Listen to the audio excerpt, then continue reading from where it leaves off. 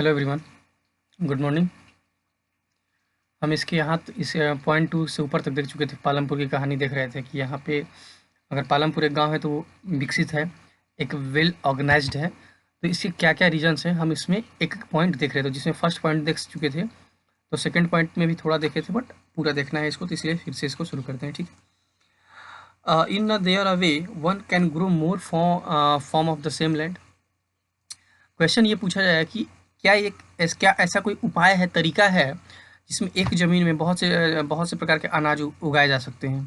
ठीक है, तो इसमें वही चीज़, उसी के बारे में बात करना है। आप अपने अगल बगल देखिए कि आपके पास एक ही ज़मीन का टुकड़ा है। ठीक है, एक ही ज़मीन का पार्ट है और उसमें आप क्या क्या उगा लेते हैं। अभी बरसात का मौसम चल रहा है, ठीक है, रेनी सीजन है, तो हमने अभी धान का खेती कर रखा है। ठीक है, धान कटने के बाद हम गेहूं की खेती करेंगे। गेहूं की खेती के साथ साथ कुछ जगहों पे सरसों का खेती होता है, चना होता है, अरहर का खेती होता है, दाल का मतलब जो दलहन होता है और तेलहन होता है उनका खेती होता है। ठीक है, कहीं कहीं पोटैटो होता है, कहीं कहीं सब्जियां रोपी जाती हैं। ठीक है, मतलब कि खेत के अनुसार वहाँ पे हम सब्जियों का उत्पादन या मतलब उस तरह की चीज़ें हम कर सकते हैं। तो उसी के बारे में यहाँ पे बात करते हैं। ठीक है, in the kind of crops grown and facilities available, Palampur would resemble a village of a western part of the state of Uttar Pradesh. जो उत्तर प्रदेश का पश्चिमी क्षेत्र है वहाँ पे ये स्थित है।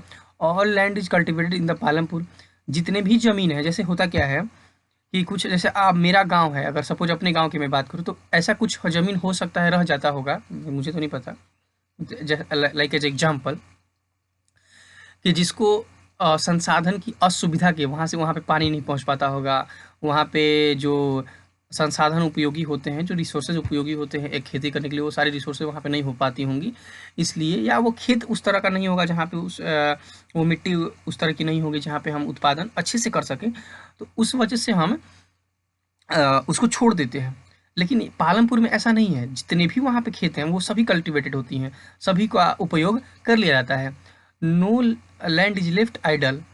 कुछ कोई भी जमीन बिना कल्टीवेशन के नहीं बचता। ड्यूरिंग रेनी सीजन, बारिश के समय में, जो अभी सीजन चल रहा है during rainy season, kharif, farmers grow jowar, kharif, farmer grows jowar and bajra. This plants are used as a cattle feed.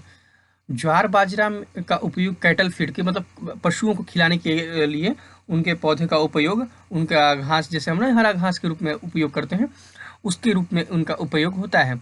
This plants are use as a cattle feed. It is followed by cultivation of potato between October and December. October और दिसंबर के बीच में हम potato की खेती करते हैं। अभी ठंडा के दिनों में हमने अपने एरिया में देखने को मिलता है कि आलू का खेती किया जाता है।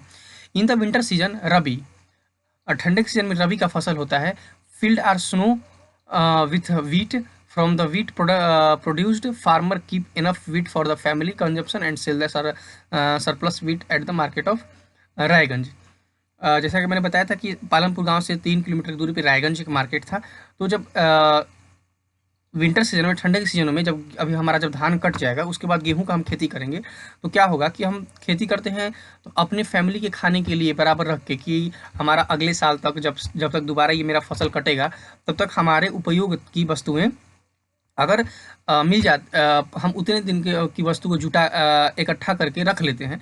उसके बाद हम फिर नेक्स्ट डे और जितनी एक्स्ट्रा होती है उसको हम बेच के अपना रिसोर्स, जितना मेरा पैसा लगा होता है खेती करने में, उसको हम कोशिश करते हैं इकट्ठा हो जाए, उससे और कोई काम करने की कोशिश करते हैं। ठीक है, from the wheat produce farmer keep enough feed for the family consumption and sell the surplus in Raiganj market. ठीक है, a part of the land area is also devoted to the sugarcane which is harvested once every year. Sugarcane is sugarcane in its raw form and as a grocery is sold as a traders in Shahpur. जो शाहपुर के व्यापारी हैं, sugar cane मतलब जो ईख की भी खेती की जाती है। ठीक है, तो ईख की खेती से क्या होता है, उसके पत्तों का भी उपयोग हो जाता है। ठीक है, और उसके पत्तों का उपयोग, उसके बाद उससे शुगर केन से हम शुगर का बनाते हैं, उससे गुड़ बना लेते हैं। ठीक है, उसका उपयोग अभी हम करते हैं और ये एक साल में एक बार कटता है। The main reason why farmers are able to grow 3 different crops in year in Palampur due to the well developed system of irrigation. ऐसे समझिए जैसे गर्मी के दिनों में आप अभी जब गर्मी का दिन हमारे एरिया में होता है, मतलब अभी बरसात से पहले, तो आप देखेंगे दूर दूर तक सभी खेतें शून्य पड़ी होती हैं, वहाँ पे कुछ नहीं उपजाया जाता है। कारण ये होता है कि गर्मी इतना ज़्यादा होता है, और उस समय गर्मी होता है कि जो भी हमारे क्षेत्र में पानी होता है, जो तालाब होते हैं, कोई नहर होती है, कुआँ होता है, या बोरिंग होता है, जो बोरवेल होता है, उसके पानी का वाटर लेवल कम हो जाता है। मतलब कि जो इरिगेशन पानी करने का जो सिस्टम है वो बहुत स्लो हो जाता है। इसलिए बहुत सी चीज़ें हम बहुत से खेतों का उपयोग सही नहीं कर पाते हैं और ज़्यादा उपयोग नहीं कर पाते हैं। लेकिन पालमपुर में ऐसा नहीं है। पालमपुर में हम ज़्यादा से ज़्यादा खेतों का उपयोग बहुत ही अच्छे ढंग से करते हैं, और एक साल में हम 3 प्रकार की फसलों को वहाँ से ग्रोन कर लेते हैं। ठीक है। Electricity came early to Palampur. Its major impact was to transform the system of irrigation. Precision wells were till then used by farmers to draw water from the wells and irrigated the small fields. People saw that electric runs to well could irrigated much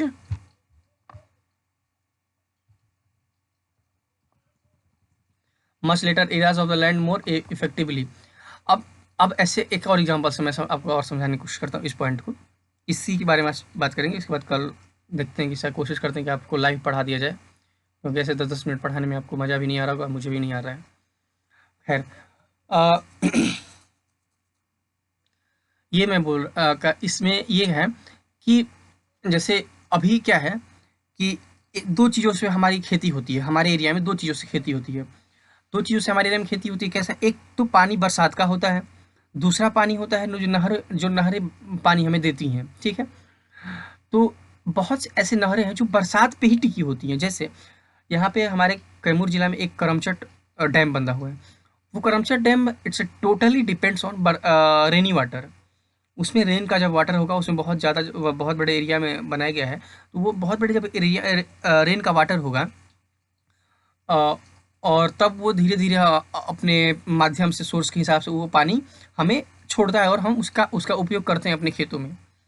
लेकिन पालमपुर में ऐसा है, जैसे क्या है कि अब होता क्या है कि हर खेतों के पास बिजली पहुंच नहीं पाती है, और अगर बिजली पहुंच भी पाती है तो वो हमेशा टाइम पे रहती नहीं है। ठीक है। तो हम उसको क्या कर सकते हैं कि वहाँ पे पालमपुर में क्या है कि जो भी खेत हैं, जो भी फील्ड है, खेत जो खेती लायक है, और वहाँ पे हर जगह बिजली पहुँचने का प्रॉपर सुविधा दिया गया है, और ये बहुत पहले आ गया था। तो इससे क्या है कि लोग ट्यूबवेल बैठा के रखे हैं, मोटर बैठा के रखे हैं, समरसेबल लगा के रखे हैं, जिससे हम पानी का उपयोग अच्छे से कर सके। जो अंदर पानी, जो ज़मीन के अंदर पानी, उसको बोर के माध्यम से हम निकाल कर और उसका उपयोग हम अच्छे से कर सकें फॉर कल्टीवेशन। तो वहाँ पे ये उपयोग होता है, जो कि हमारे एरिया में बहुत कम है। और होता क्या है कि लाइट अगर मान लीजिए आपके पास है, तो वो लाइट हमेशा रहती नहीं है, कटी रहती है। गाँव में तो बहुत ही प्रॉब्लम होता है, शहरों में होती है तो शहर के लोग खेती करते नहीं हैं, गाँव के लोग खेती करते तो गाँव में लाइट नहीं रहता है। यही प्रॉब्लम है। इसलिए पालमपुर में ये चीज़ है। अच्छा, आप ये सोच सकते हैं इससे कि हम इससे क्या सीख सकते हैं? इस पॉइंट से हम इस पॉइंट से ये सीख सकते हैं कि एक खेत से हम बहुत कुछ कर सकते हैं। ठीक है। उसका उपयोग करने के लिए हमें रिसोर्स की उपयोगिता होगी, और हमारे पास रिसोर्स है तो उसका हम उपयोग बहुत से प्रकार से कर सकते हैं। खैर, आगे आते हैं। However, farmers starts setting up private tubewells. As a result, by mid-1917, the entire cultivated area, 200 hectares, was increased to grow more than one crop of a piece of land during the year, known as multiple cropping. Multiple. अब दो और एक point इसमें है कि जैसे shit यार, ठीक है। अब इसमें एक पॉइंट है कि सभी व्यक्ति, जितने भी व्यक्ति हैं, वो सब के पास अगर ट्यूबवेल नहीं है तो भी प्राइवेट ट्यूबवेल से, अगर मेरे खेत के बगल में किसी का ट्यूबवेल है तो मैंने उससे बोल दिया कि भाई आप किराया ले लीजिए और इसमें मेरे खेत को पानी दे दीजिए। इस तरह से वहाँ पे अच्छी खेती और मोर देन इनफ और मल्टीपल क्रॉपिंग वहाँ पे होती है। आई होप कि इस टॉपिक से आप अपनी लाइफ को रिलेट कीजिए, अब अपने फैमिली को रिलेट कीजिए कि can we use this method to increase our production in this our field. So इसके आगे कल हम देखते हैं। ये पॉइंट आपको बहुत अच्छे से आई होप क्लियर हो गया होगा। ठीक है। So let's meet for next topic. ये पॉइंट आप ये लेट्स डिस्कस को ध्यान दीजिएगा। Thank you and happy learning.